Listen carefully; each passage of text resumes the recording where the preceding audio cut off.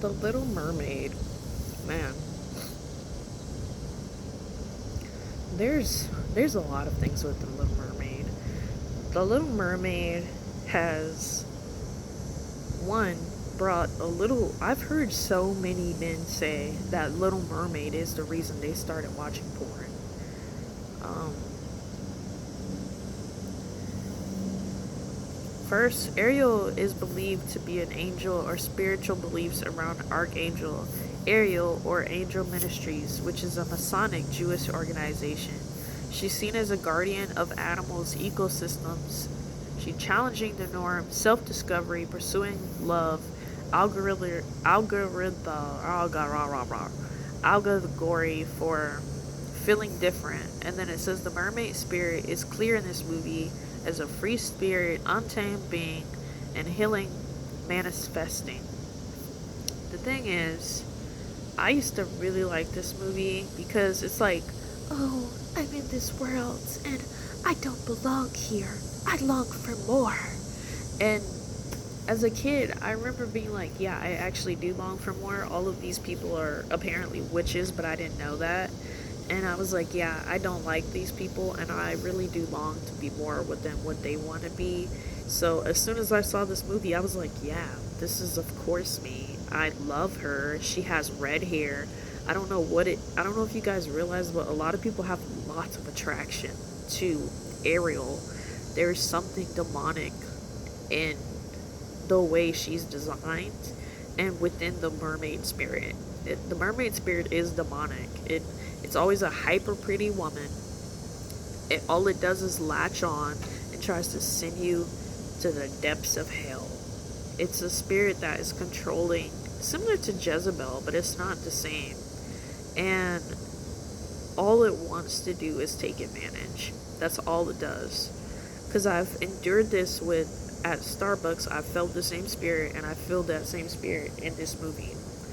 And of course, it mentions that there's an allegory for feeling different. I know a lot of people also use this movie as a trans ideology. Um, I guess I could see that. I did deal with some trans ideology when I had DID. I did feel the spirit tried to turn me trans. It would show me a face and it would show me what I want my face to look like. And I also had relationships with people that engaged with me as if I was trans when I was not. And it's confusing, and it's a confusing ideology that just wants to lie. And it's not healthy. But there's also Atlantis in this. There's sexualizing a being that's divine. Got a lot of people. Yeah, I said that. Crystals. There's crystals in this movie because when she loses her voice, she has a crystal around her neck that takes her voice. There's witchcraft, obviously, inside of Ursula. There's also spells in that. There's ancestor worship.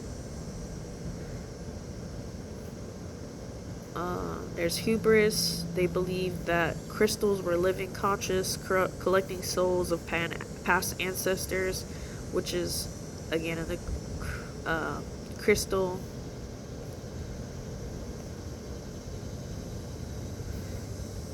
Hubris, excessive pride, arrogance, or overconfidence, individual belief that they are invincible or above limitations, ignoring warnings and reality while leading to their downfall, similar to Icarus.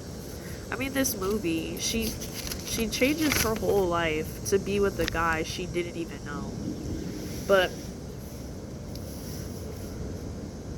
because of this, yeah, actually, because of this, I thought they were spiritual gifts were not a gift from God, but from me. Yeah, when I was a kid, because of this movie, I did think that spiritual gifts were just something that were inside of you. I didn't think that they were gifts from God, as well as it led me to mediumship through witchcraft from my family. So, and that, like, This movie really, this really, this movie was when she was like, "Who is?" No, that's Milan. Hold on, what song did she make? Part of your world. Look at this stuff. Isn't it neat? Wouldn't you think my collection's complete? Wouldn't you think I'm a girl who has everything? Look at this trove. I'm gonna stop now. Anyway, I had that. I had this movie on VHS. I had where it would have the songs and it would play each song and then it would stop the song and play a new Disney song. So I know this song by heart. And that song showed me that really there's more to life and that I have to keep collecting stuff to just feel alright. And that hopefully it'll help me feel less empty. Because essentially the girl was empty. She was collecting stuff. She's collecting forks. She's hoarding. She's why was she hoarding? But I also thought she was delusional. Because I'm like, why would you want to be a person? You're a mermaid. Be a mermaid. But anyway,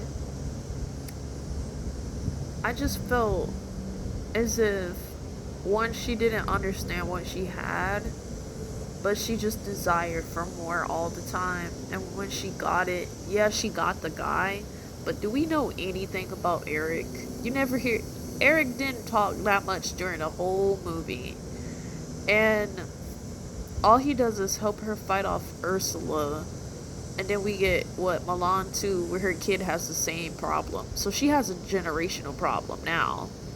She wants to be a person, her daughter wants to be a mermaid, and they're just all unsatisfied. And they both did witchcraft to try to get stuff that ultimately in the movie got them where they wanted to be, but in real life witchcraft does not help you do anything other than have witchcraft, have more demons, be unsettled, still be empty. So, and then, you know, this would have been a great time for my parents to be, like, oh yeah, Trident. Because Trident he was magical, he had powers. Because of this movie, though, I did think that spiritual gifts, because of Trident, like, having this power within him, he was just magical. I thought that spiritual gifts weren't from God. I thought that it was just a power within you, and that, everyone just has to recognize the power within you. And it's not. It's literally just a gift of the Holy Spirit. And the fact is, I lived in a family that did witchcraft, so they didn't operate under the Holy Spirit as a lifestyle. They didn't really have the Holy Spirit at all. So when they saw me operating in the Holy Spirit, they thought I was special. And I didn't know that they didn't have the Holy Spirit. I thought everyone did, really. And because of that, it led me to um because of that, I thought I was special. And because I had no direction, it also almost led me to thinking that mediums were a real thing, which they are not. It is in the Bible as well. Um, Saul? Saul. Hold on. Yeah, Saul talks to a medium in the Bible, right? And ended up with him being, excuse me, it ends up with him being the favor of God being taken away from him because he consults a medium. So in Leviticus 19:31, it says, "Regard them not that have familiar spirits, neither seek after wizards to be defiled by them. I am the Lord your God." So people have been consulting mediums and have been consulting the power within and calling it them, but it's actually they have spiritual gifts and they just don't realize that it's Christ, it's not them.